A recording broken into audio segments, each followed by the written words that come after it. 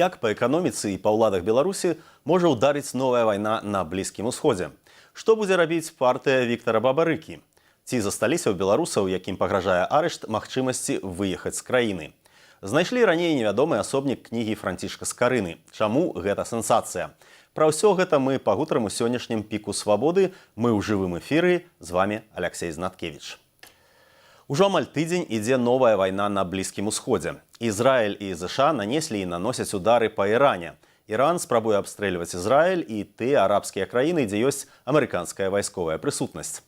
Як гэтая вайна паўплывае на палітыку і эканоміку Беларусі? І наш першы сённяшні госць – кіраўнік агенцтва еўраатлантычнага супрацоўніцтва Валер Кавалеўскі. Спадар Валер, добры дзень, дзякуй, што знайшлі час далучыцца да нас. Добрый день, спадар Алексей, дзякуй за запрашэнне. Александр Лукашенко заявіў пра вераломны напад Ізраілю і ЗША на Іран, але агулам ягоная рэакцыя была даволі стрыманая. Ці чакаеце вы нейкіх істотных зменаў у дзеяннях Лукашэнкі ў выніку гэтай вайны? Так, найперш трэба сказаць, што для Беларусі, як сярэдняй па памерах краіны, дзейснае міжнароднае права, гэты сусветны парадак, гэта гарантыя выжывання як дзяржавы. Падобныя канфлікты, яны падрываюць сусветны парадак і пагражаюць вяртаннем да сілавога вырашэння канфліктаў як ужо дзейнай нормы. Таму, канешне, Беларусь сярод іншых краін падобнага складу будуць устрывожаныя такім. Тут ёсць свае негатыўныя чыннікі, якія могуць паўплываць насамрэч на тое, як Расія глядзіць на Беларусь, як Расія глядзіць на рэгіён. Гэта, ў прынцыпе, нармалізуе такі сілавы варыянт вырашэння канфліктаў, і ў гэтым сэнсе Расія становіцца яшчэ менш такім аўтсайдерам ці парушальнікам міжнародных норм.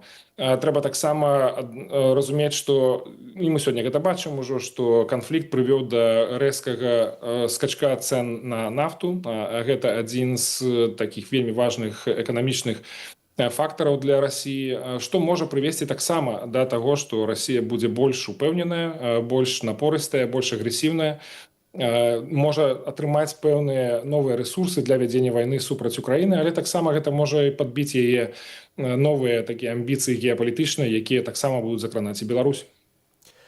Шановныя гледачы, я нагадаю, што мы ў жывым эфіры, таму вы самі можаце задаць пытанні спадару Кавалеўскаму ў каментарах пад гэтым відэа. А калі для вас гэта бяспечна, калі ласка, паставце пад ім лайк, падзяліцеся ім, каб яго пабачылі больш людзей.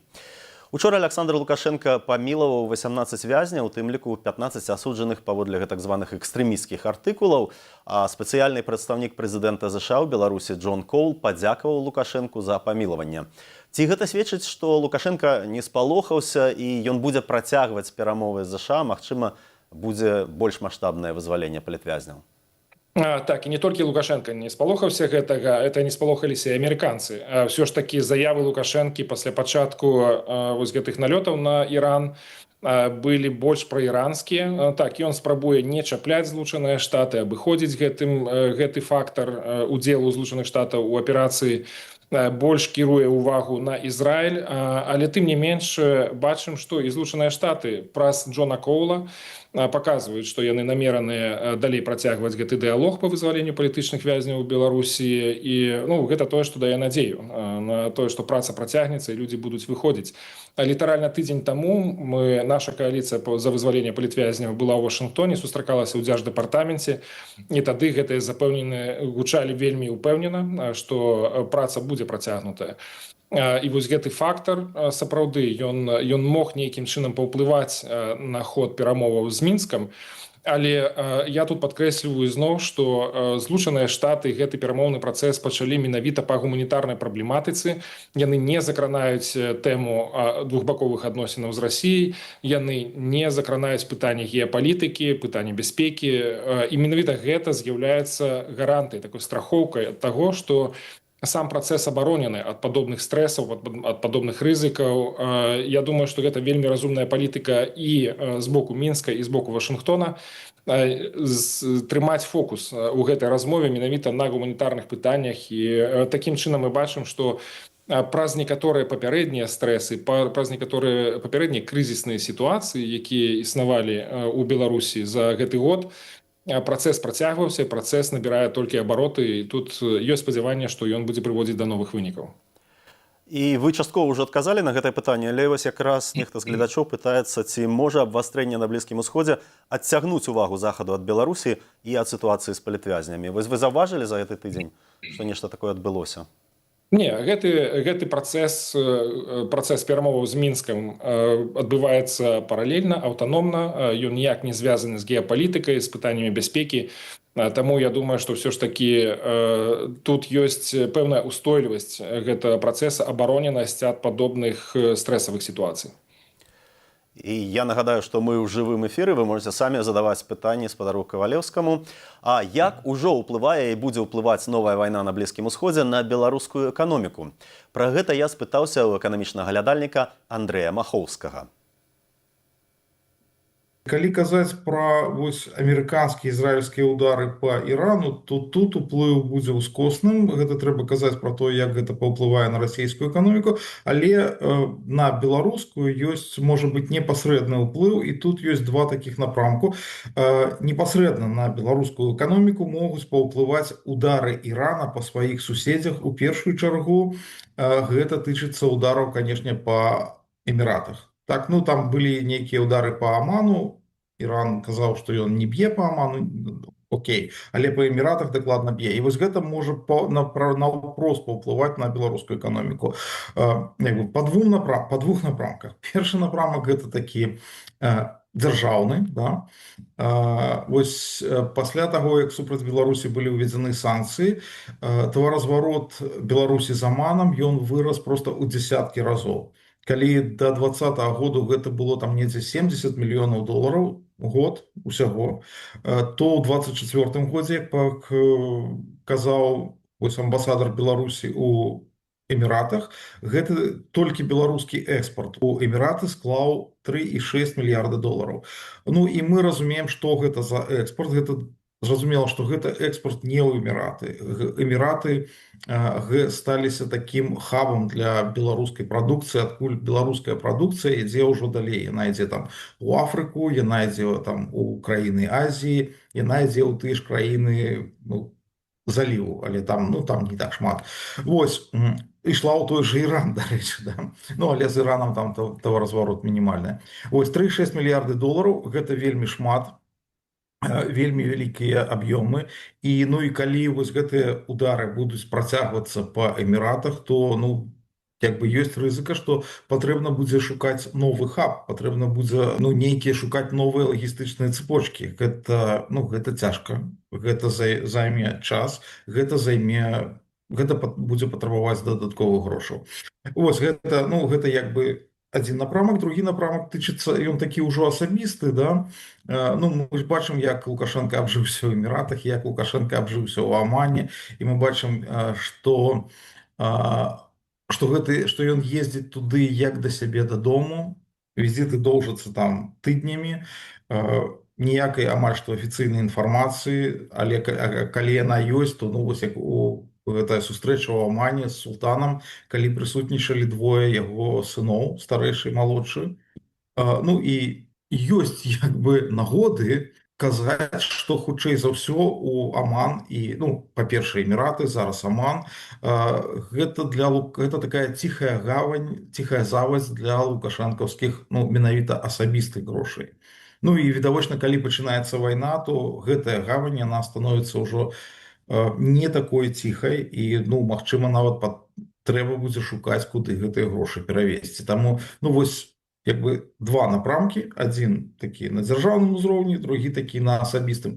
Нездарма Лукашенко, калі сустракаўся з амбасадарам Ірана ў Беларусі, нездарма ён там з асаблівай занепакоенасцю сказаў пра тое, што, ну, вось, ён баіцца, што краіны заліва будуць уцягнутыя ў гэтую вайну. Ну і беларуская МЗС таксама там 2 ці 3 дні таму таксама рабіла заяву менавіта вось з занепакоенасцю на гэты конт, на тое, што краіны заліва будуць уцягнутыя ў вайну. Вось гэта для Лукашэнкі, ну, самы непрыемны вынік вось гэтай вайны.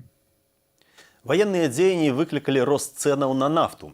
І, як ужо казаў спадар Кавалеўскі, некаторыя эканамісты лічаць, што гэта можа паспрыяць эканоміцы Расіі і, ў сваю чаргу, можа даць дадатковыя рынкі, стымулы для беларускай эканомікі. Але вось што пра гэта кажа эканамічны аглядальнік Андрэй Махоўскі. Да, глядзіце, а цяпер пра ўскосны ўплыў, да? Цяпер пра ўскосны ўплыў. Высокія цэны на нафту. Ну, патэнцыйна, калі разглядаць гэта як нейкага сферычнага коня ў вакууме, то так, відавочна, што высокія цэны, кошты на нафту, Расія атрымоўвае больш грошай, у Расіі больш грошай на тое, каб, глядзіш, і беларускаму саюзніку нешта перападзе.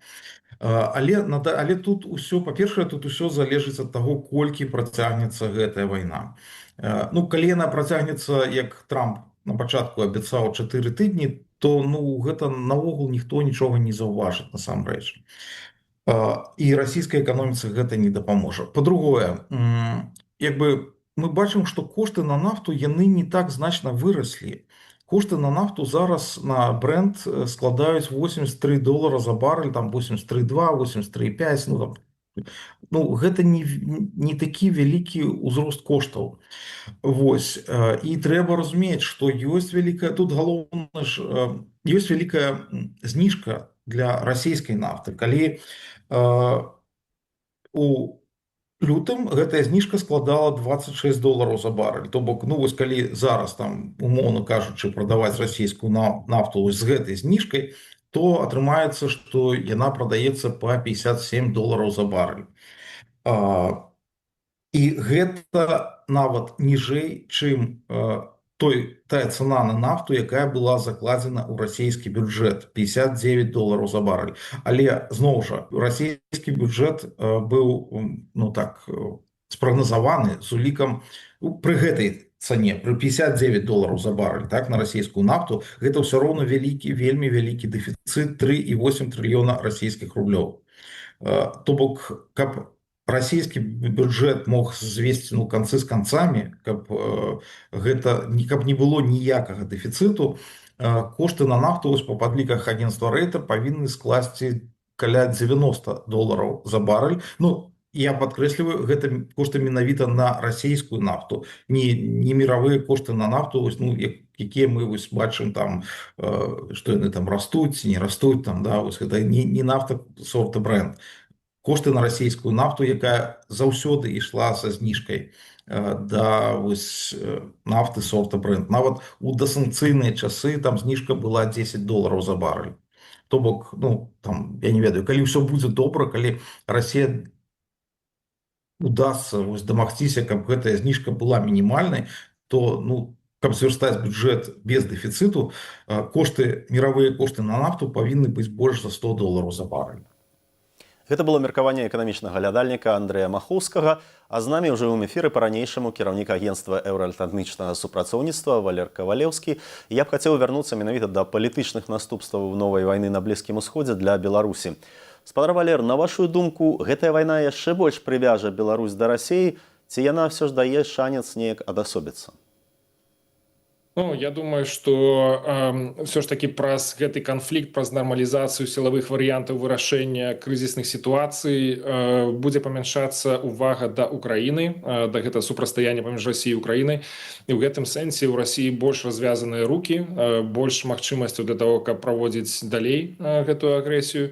І зноў жа Беларусь з'яўляецца неад'емнай часткай. Гэта рэжым Лукашэнкі падтрымлівае вайну, зарабляе на гэтым грошы, і, магчыма, таксама падвышаныя даходы ад гандлю нафты Расіі могуць павялічыць гэты абаронны заказ ад Беларусі.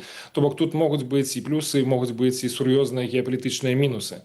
Разам з тым, як ужо казаў спадар Махоўскі, што у Лукашэнка даволі складаная сітуацыя, бо ў яго там ёсць іншыя інтарэсы, якія не звязаныя з Іранам, але звязаныя з тымі краінамі, якія зараз засыпае шахедамі, засыпае ракетамі Іран. Гэта можа як бы ставіць яго ў расцяжку ўжо зараз. Мы бачым, напрыклад, як абыгрывае сітуацыю Мінск з Іранам, падтрымліваючы Іран, але разам з тым падтрымліваючы і Азербайджан, які ўжо пацярпеў ад адной з такіх атак. То бок вельмі складаная сітуацыя для Лукашэнкі, якому хацелася б, канешне, сябраваць з усімі, але калі сябры пачынаюць ваяваць адзін з адным, то тут ужо стаюць такія больш складаныя пытанні, і, магчыма, ад такой сітуацыі лепш трымаць пэўную дыстанцыю. Таксама бачна, што на самім бліжнім усходзе пачынаюць падымацца галасы супраць гэтай аперацыі Злучаных Штатаў, што самыя арабскія краіны выказваюць незадаволенасць, фактычна ссоўваюць фокус ці віну за пачатак гэтага канфлікта на Злучаныя Штаты, папярэджваюць пра тое, што гэта можа мець пэўныя фінансавыя наступствы для Злучаных Штатаў, а ўсё ж таки памятаем, што Злучаныя Штаты ў пэўным сэнсе залежаць ад сусветнага парадку, ад сусветнай эканомікі у тым, што значная колькасць каштоўных папер Злучаных Штатаў гандлююцца з іншымі краінамі, то бок тут ёсць залежнасць. Моц долара, моц амерыканскай эканомікі не такая безумоўная, як можа аказацца. Так што тут ёсць вельмі шмат фактараў, якія пакуль не пэўна, як яны будуць развівацца, але відавочна, што для Лукашэнкі, для яго рэжыма сітуацыя выглядае такая з добрым такім наборам рызыкаў, якія могуць пашкодзіць эканамічным фінансавым інтарэсам. Я нагадаю, што мы ў жывым эфіры, вы самі можаце задаць пытанне спадару Кавалеўскаму. У нас ёсць такі каментар, гэта ясна не пытанне. Мяне цікавіць, ці ляснуцца грошы сямейкі, дай Бог, каб зніклі і ён з імі. Вось такі каментар. Я не буду вас тут пытацца, але, можа быць, вы пракаментуеце, ці падалося вам правдападобным тое, пра што казаў спадар Махоўскі, што для Лукашэнкі найперш аб'яднаныя арабскія эміраты, Аман таксама, это такая ціхая гавань, як ён сказаў, дзе ён, магчыма, трымае свае асабістыя капіталы, і што калі гэты канфлікт будзе працягвацца, нарастаць, і калі сапраўды ён сур'ёзна закране эміраты тыя ж, дык давядзецца шукаць новыя ціхія гавані. Ну так, афіцыйных пацверджанняў нікога ніколі не было пра тое, дзе Лукашенко хавае грошы сям'і, падкрэслім, скрадзеныя ў беларускага народа, але тым не менш ёсць такое даўняе перакананне, што менавіта краіны заліва і менавіта аб'яднаныя арабскія эміраты это тое месца, дзе гэтыя грошы захоўваюцца. І, канешне, яму будзе зараз, я думаю, вельмі нервова ад гэтай сітуацыі, тым больш, што эміраты апынуліся даволі ўразлівымі перад атакамі з боку Ірана. Бачым, што яны несуць значныя фінансавыя страты, праз тое, што фактычна абарона іх не настолькі гатовая да таго, каб супрацьстаяць гэтым налётам з боку Ірана. Мы ведаем, што Беларусь шчыльна супрацоўнічае з Іранам у вайсковай сферы. І вось што пра гэтае супрацоўніцтва нам расказаў прадстаўнік ініцыятывы «Белпол» Владимир Жигар. Давайте послушаем. По информации Белпол, сотрудничество режима Лукашенко с Ираном, оно достаточно такое многоуровневое. И очень много, скажем так, лежит в плоскости милитаризации Беларуси. То есть, например, тот же самый завод корпусных изделий, он же объект-участок, это завод по финальной сборке боеприпасов калибра 122 мм и 152 мм, то есть там непосредственно будут запрессовывать либо заливать взрывчатку. Так вот, это непосредственно производство, оно очень сильно зависит от взаимодействия с Ираном, так как Беларусь не производит взрывчатку, то есть нет каких-то возможностей создавать взрывчатые вещества, и часть взрывчатки, часть составных частей взрывчатки должны были покупать у Ирана. Но в связи с этой ситуацией, которая сейчас есть в Иране, эти поставки, скажем так, приостановились. Нет взрывчатки, нет выхода на производственные мощности завода корпусных изделий, значит, нет тысяч снарядов реактивных либо артиллерийских выстрелов, которые Беларусь поставляет в Россию. Также Иран играет очень важную роль с точки зрения поставки в Беларусь оборудования, каких-то комплектующих для иных производств, которые не могут покупить то же самое, например, в странах западного мира. Кидмотек, белорусское предприятие, которое входит в ГВПК, оно пыталось закупить в Австрии специальное оборудование для производства дула, для так называемого белорусского автомата ВКС-100. Но так как имеются санкционные ограничения и в целом токсичность Беларуси, даже можно сказать, данное оборудование не было ей продано, и поэтому поставщиком данного оборудования выступил Иран. Но если мы говорим про Иран в данном случае, то Они хотят поставить этот автомат, скажем так, на поток. Но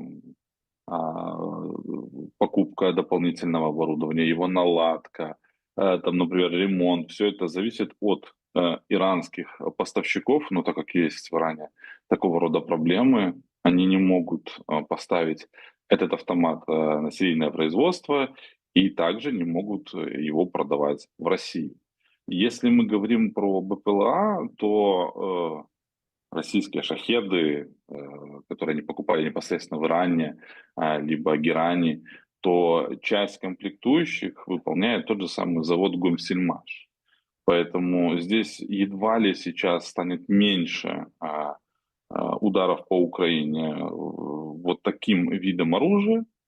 Тут как бы была шахед либо герань, так как очень многие составные части, в принципе, уже локализованы на производство этих частей локализовано на территории Беларуси и России. Но Беларусь, конечно же, может предоставить свой модельный ряд в более большем объеме, потому что, в принципе, сейчас Беларусь поставляет в Россию такие БПЛА, как Чекан, как Аскалон, как Миротворец, Миротворец У, но это его учебная версия.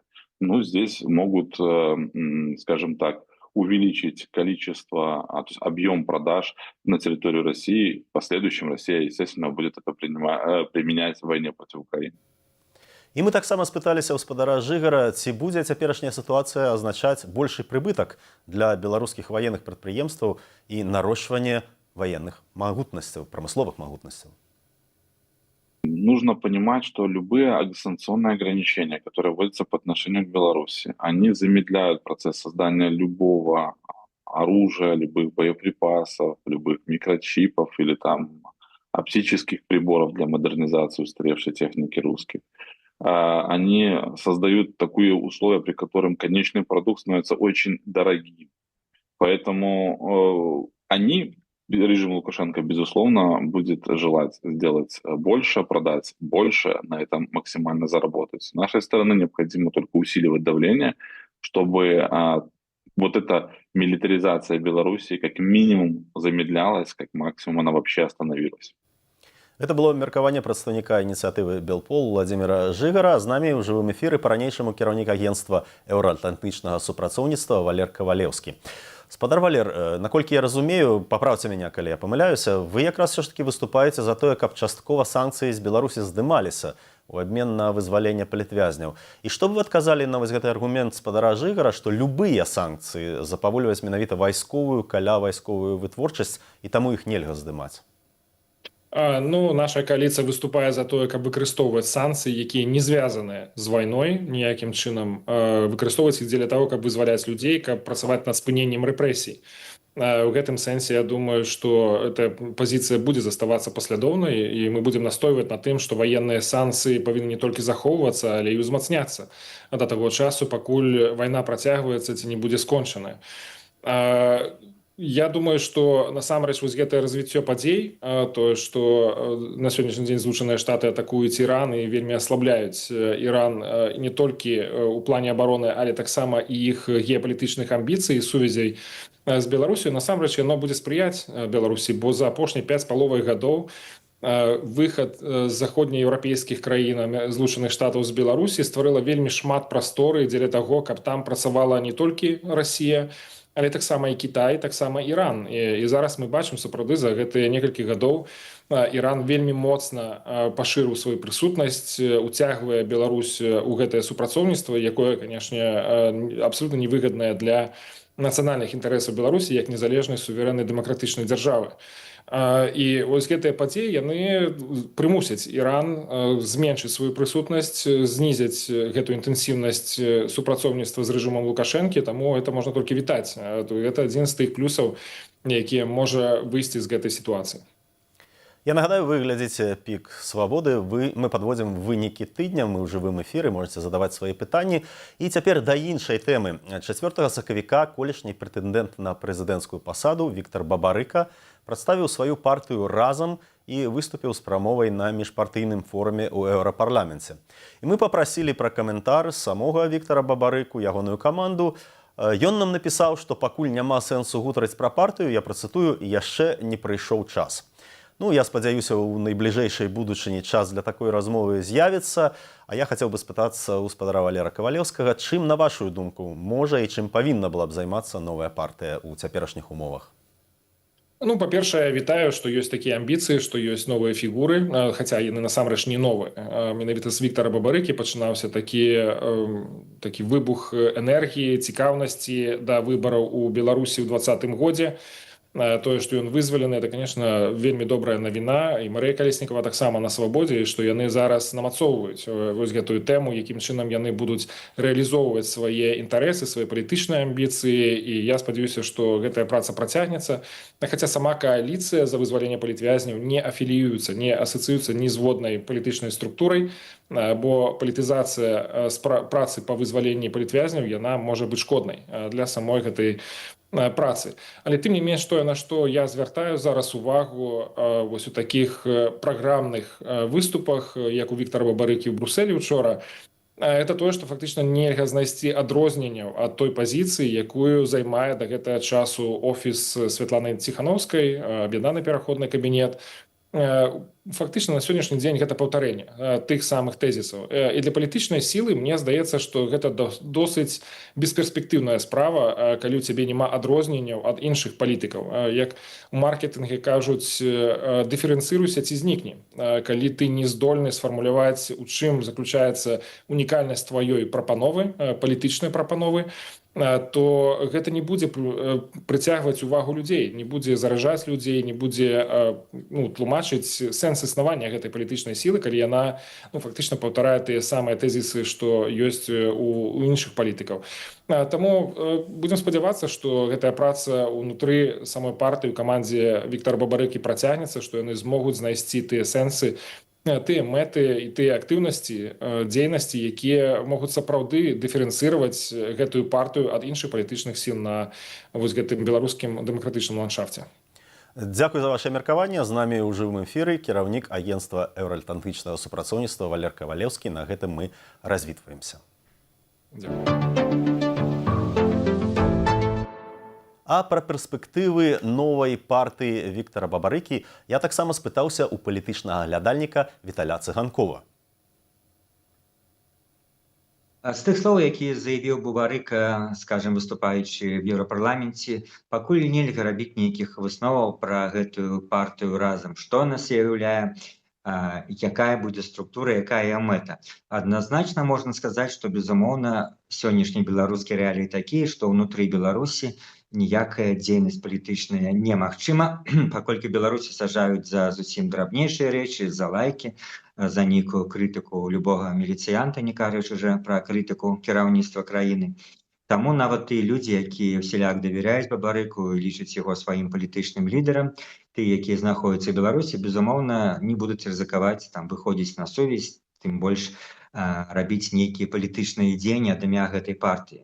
Што тычыцца ідэі, то тут галоўнае пытанне, ці Бабарыка і яго паслядоўнікі, якія знаходзяцца за мяжой Беларусі, хочуць у гэтай партыі аб'яднаць таго, каго называюць в палітычнай сферы бабарыканцы, то бок члены каманды Бабарыкі, яго прыхільнікі, якія засталіся з 2020 года, альбо, можа быць, сыходзячы з назвы гэтай партыі, можа быць, якраз Бабарыка хоча аб'яднаць больш шырокае кола тых, скажем, палітычных актывістаў, якія зараз апынуліся за мяжой, і партыі, якія былі закрыты, скасаваныя ў Беларусі за апошнія гады, это фактычна все партыі апазіцыйныя і малаапазіцыйныя, то ўсіх гэтых людзей, можа быць, хоча Бабарыка аб'яднаць у нейкую адну структуру. Гэта зусім, так сказаць, іншая ідэя.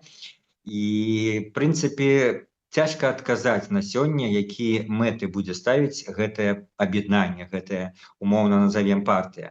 Ці рыхтавацца да нейкага часу калі ў Беларусі па тых ці іншых прычынах наступяць палітычныя змены, бок дэмакратыі, наступіць магчымасць праводзіць выбары, ці рыхтавацца да гэтага, і альбо другі варыянт, влівацца ў тую апазіцыйную, як называюць, эмігранцкую палітыку, якая існуе за межамі Беларусі.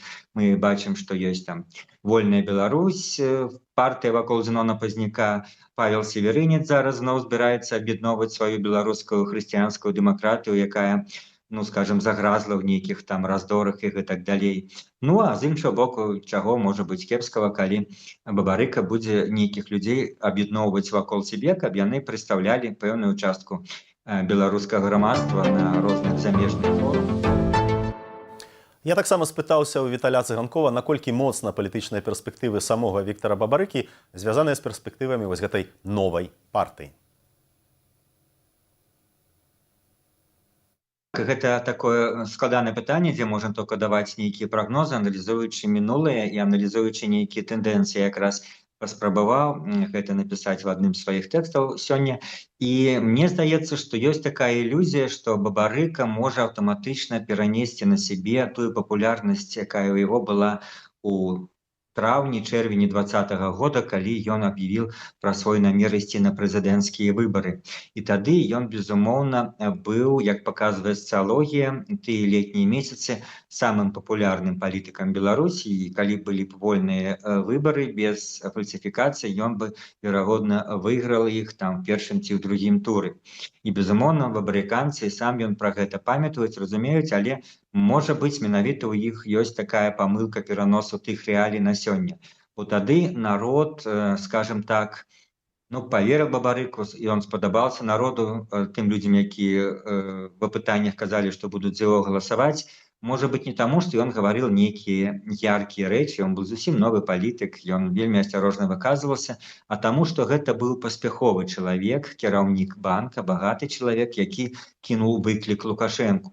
А все-таки беларускія выбарнікі любяць, калі Лукашэнку процістаіць не проста палітычны актывіст, а процістаіць чалавек з нейкай біяграфіяй, з нейкім статусам. Гэта был і там в 2001 годзе Владимир Гончарик, кіраўнік прафсаюзаў, і Андрей Саннікаў у 2010 годзе, Владимир Некляев, людзі, якія чагосьці дабіліся ў жыцці і штосьці сябе прадстаўляюць. У 2020 годзе, пасля даволі істотнай паўзы вылучэння такіх людзей, вось вылучыўся Бабарыка, кіраўнік банка, тым больш расійскага банка, які выглядаў, што можа перамагчы Лукашэнку. Але зараз, як бы это не сумна канстатаваць, Бабарыка, ён доўгі час адсидзеў з катаваннямі, самымі страшнымі пакутамі, і зараз ён з'яўляецца былым палітвязням.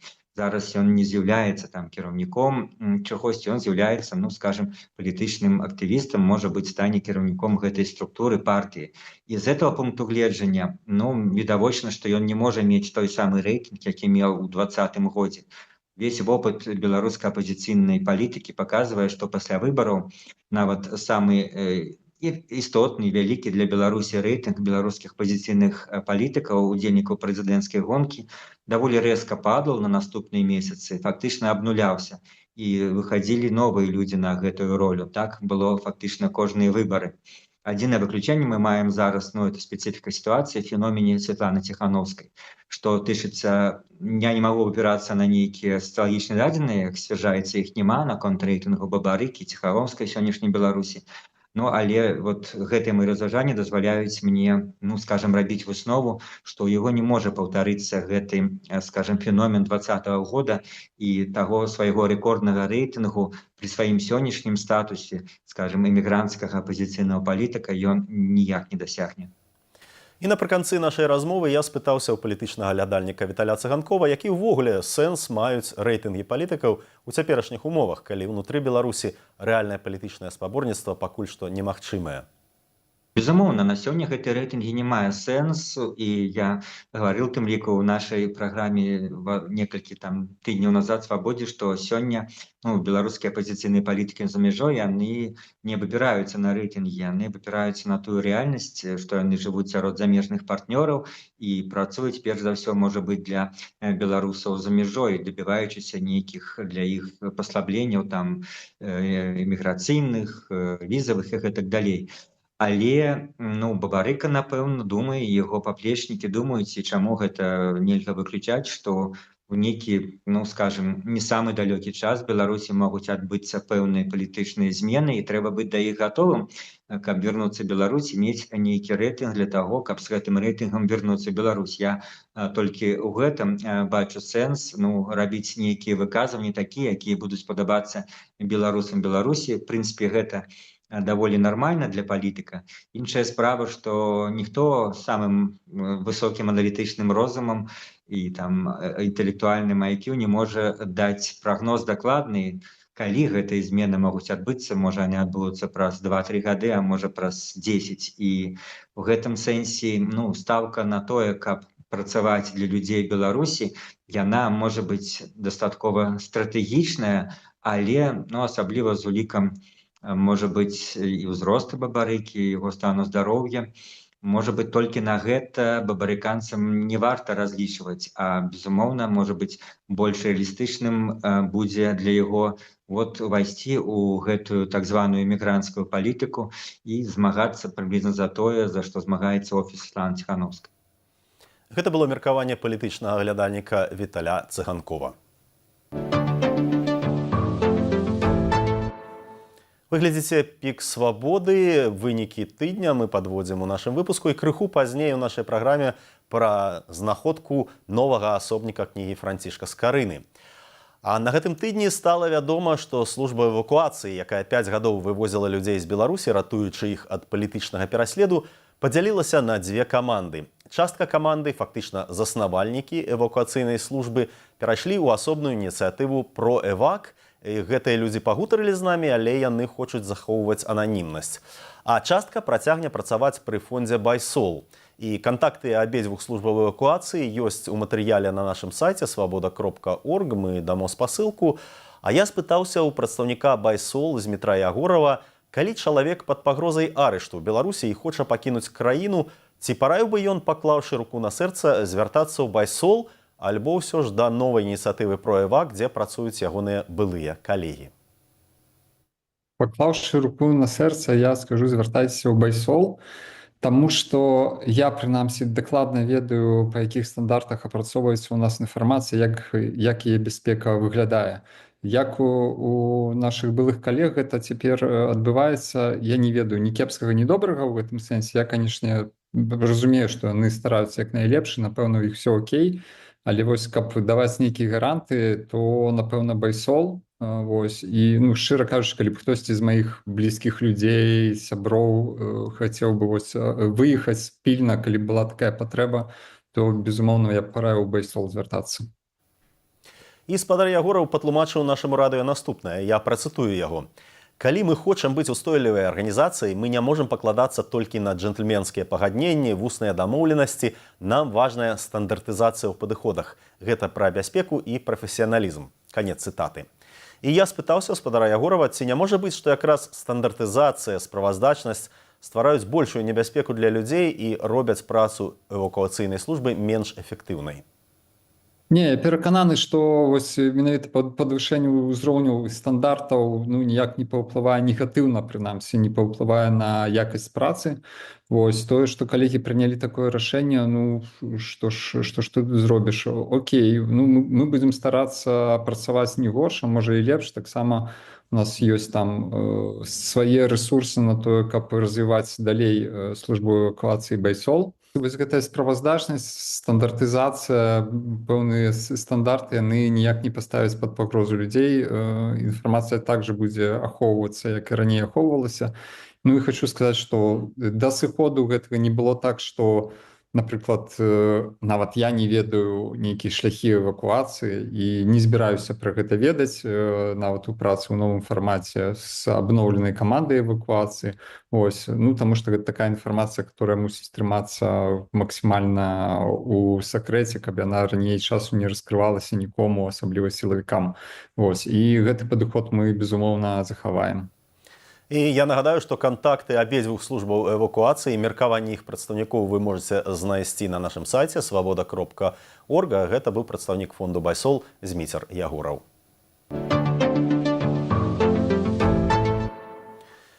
З вами Алексей Знаткевич, тут «Пік свабоды», мы падводзім вынікі тыдня. Даследчыца Вольга Шутава знайшла ў бібліятэцы герцагіні Ганны Амаліі ў нямецкім Ваймары невядомы дагэтуль асобнік псалтыра, дакладней, выдадзенага Францішкам Скарынам у Вільні ў 1522 годзе. Кніга захоўвалася ў фондах пад памылковым апісаннем. Выкладчык Карлавага універсітэту ў Празе Александр Паршанкоў патлумачыў нам, чаму гэтая знаходка сапраўдная сенсацыя. Вольга Шутова здзейсніла сапраўды цуд, таму што так нечакана, раптоўна у Нямецчыне знайсці новую невядомую кніжку з Карыны, невядомы асобнік, не апісаны, ніхто яго яшчэ ў руках не трымаў з беларускіх і еўрапейскіх даследчыкаў. І такое здараецца рэдка. Кнігі з Карыны не часта новыя ўсплываюць. Апошні раз таксама ў Нямецчыне, дарэчы, знайшоўся гёрліцкі асобнік Бібліі з Карыны, але гэта пражскія выданні. А тут знайшлі выданні віленскія выданні значна радзейшыя. Гэта першае. Другое, увогуле любая новая знаходка, звязаная з імём Скарыны, для нас, беларусаў, мае істотнае значэнне, таму што Скарына — гэта фактычна наш бренд, гэта наша ўсё. Мы з ім пачыналі, мы з ім жывем зараз, і таму гэта істотна. А па-трэцяе, вельмі важна сказаць, што вось гэтыя знаходкі паказваюць, што ў нас яшчэ ёсць куды капаць, ёсць дзе шукаць, і тады, калі падаецца, што ўжо ўсё даследавана, што абсалютна поле, так скажем, падчышчанае, і тут бац, у Нямецчыне, у вядомай бібліятэцы, дзе працавалі знакамітыя даследчыкі, раптам знаходзіцца віленскае выданне з Карыны. Яшчэ важна сказаць, што гэтае выданне еўрапейскае, то бок яно калавала, яно мігравала ў Еўропе, і гэта паказвае кірунак даследавання, таму што вельмі мала мы ведаем, якім чынам выданні з Карыны былі запатрабаваныя ў Еўропе, і хто былі іх уладальнікі, чаму ім было гэта цікава і гэтак далей. Таму вось гэта новая кніжка, якая знойдзена была у Веймары, яна дае нам магчымасць вось і гэта таксама даследаваць. Што тычыцца, можа, біяграфіі з Карыны, то гэтая находка дае не так шмат, як, скажам, находка, якую здзейсніў я ў кастрычніку, калі выявіў у прыватнай калекцыі фрагменты выданняў з Карыны. Там паказваецца вроцлаўскі след з Карыны, і гэта наўпрост мяняе наша ўяўленні пра ягоную біяграфію. Але, тым не менш, вось гэты псалтыр, знаходка псалтыра, гэта абсалютна цудоўная навіна, сапраўды напаўняе, натхняе аптымізмам, і я, як прафесійны скараназнаўца, магу вам сказаць, што зараз нешта стала шмат скарынаўскіх находак, і гэта не можа не даваць энергіі, каб працягваць шукаць інфармацыю пра гісторыю Вялікага княства Літоўскага, гісторыю Беларусі тут, у Еўропе, і паспяхова гэтым займацца. І Александр Паршанкоў таксама расказаў нам пра тое, якая цяпер агулам сітуацыя з кніжнай спадчынай Францішка Скарыны. Тут вельмі істотна сказаць пра увогуле колькасць асобнікаў, колькасць кніг з Карыны. Залежыць ад таго, як лічыць, таму што кнігі з Карыны, яны не былі паасобку, яны падшываліся ў канвалюты. То бок, умоўна, ён выдаваў такія сшыткі кніг Бібліі па 100 старонак, па 50 старонак, а пасля уладальнікі іх сшывалі, такім чынам там па 5, па 7, па 8 кніжак. Ну, увогуле, мы можам казаць да 500 вось такіх сшытачкаў, да 500 асобнікаў вядома, але збольшага яны знаходзяцца ў Расіі, вельмі мала іх у Беларусі, пэўная колькасць у Польшы, ёсць нешта ў Празе, ёсць у Нямецчыне, ёсць у Даніі, ёсць у Славеніі, вось ёсць фрагменты ў Славакіі, у Нямецчыне, вось як ужо вядома, але большая колькасць, канешне, у Расіі, таму што гэтыя кнігі туды эмігравалі, там аселі, і там былі калекцыянеры, якія гэта збіралі. Вось. Ну і прыкладна кожнага выдання засталося ад 2 да 40 асобнікаў. Напрыклад, псалтыр пражскі 1517 года захаваўся ў 2 асобніках, а кнігі царстваў там некалькі дзесяткаў, 30-40. Я думаю, што ў свой час мы зможам правесці ў Беларусі вялікую выставу з карынаўскіх кніг, прывесці самыя цікавыя асобнікі, у тым ліку з еўрапейскіх кнігасховішчаў. Я ўпэўнены, што гэта адбудзецца, таму што беларусы гэтага вартыя, і з Карына гэтага варты. І хацелася б, канешне, пабачыць такую вялікую выставу ў Полацку, дзе, на жаль, няма ніводнай старонкі з кніжак нашага першадрукара, толькі копіі. Гэта быў выкладчык Карлава універсітэту ў Празе Александр Паршанкоў, і больш пра новую знаходку новага асобніка кнігі з Карыны можна знайсці на нашым сайце свабода.орг. На гэтым тыдні на канале Радыё Свабода выйшаў новы выпуск праграмы «Канапа». Іван Прус і Глеб Сямёнаў, зоркі беларускага ютубу, з якімі Зміцер Гурневіч абмяркоўваў мову, расійскі контент, беларускую ідэнтычнасць і тое, дзе браць сілы, калі простых адказаў ужо няма. Кто самый мимимишный персонаж у белорусской политики внутри Беларуси? Ну, поскольку я веду политическое шоу с Артемом Шрайбиным, и на меня влияют его взгляды в том числе, настоящей политикой занимается Александр Лукашенко, а все остальные это... Ты так реально думаешь? Вы так думаете, что Лукашенко в Беларуси всем керует? А кто? У тебя есть другая информация на этот счет? Нет, слушайте. Вы думаете, что... Вы думаете, что... Фрадок Вечерка всем заправляет.